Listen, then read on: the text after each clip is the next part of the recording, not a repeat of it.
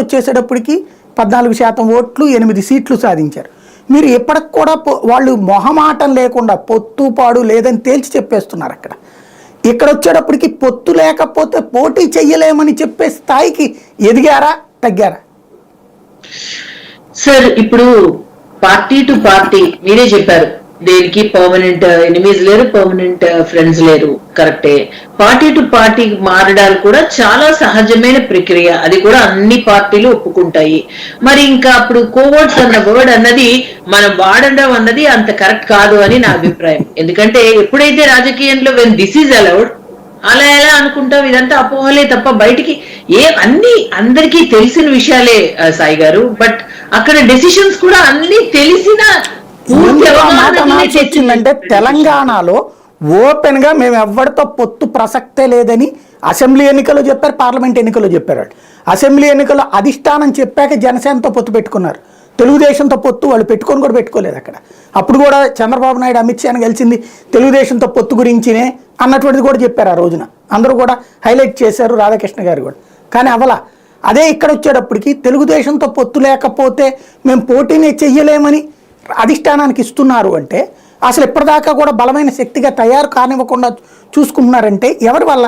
మీరైతే అందరూ పోటీ లేకపోతే బలమైన శక్తిగా తయారవ్వలేమన్న రిపోర్టే వెళ్ళింది అని చెప్పలేము. అది కరెక్ట్ కాదు సాయి గారు.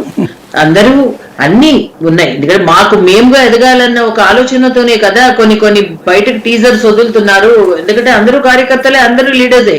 భారతీయ జనతా పార్టీ రాష్ట్రంలో బలపడాలి, అవును భారతీయ జనతా పార్టీ రూలింగ్ లో ఉండాలి, అందుకనే కదా ఈసారి ఆంధ్రాలో ఒకసారి, కేంద్రంలో మరోసారి మోదీ గారి ప్రభుత్వం అన్నది మేము ఎందుకు అసలు వాల్ రైటింగ్స్ లో కూడా మంచిది. నిన్నటిదాకా అది రాశారు, ఇప్పుడు ఆంధ్రాలో బాబు, కేంద్రంలో మోడీ అని రాయాలి, మార్చాలనుకుంటా. అది లేదండి, పొద్దునేసరికి ఏమో latest wait and see sir. ఈసారి 100% మీరే అందరూ కూడా అది ఒకటి ఏ మాత్రం ఎవరు ఒప్పుకోరు అనే పాయింట్ రాయాలేమో.